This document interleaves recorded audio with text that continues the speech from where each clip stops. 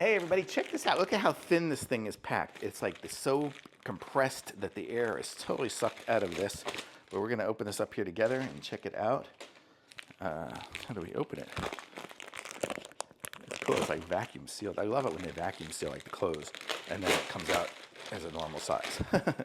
So this is it here. So it's a nice thick t-shirt. So it is, I don't know what it is, but here, let me,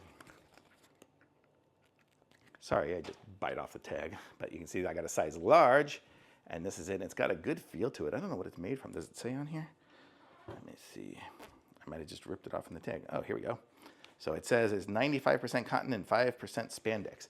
So let's try this thing on here and see how it looks for a size large. Sorry, my microphone is going to be on the shirt that I'm just taking off. So I'll leave it facing up, and hopefully you'll hear me. Anyways. And this is how it fits. So this is a size large. Wow, this is really comfortable. And it's got a good feel to it. It doesn't feel like this super cottony stuff. It feels like almost like a moisture wicking kind of stuff, like it's got more spandex.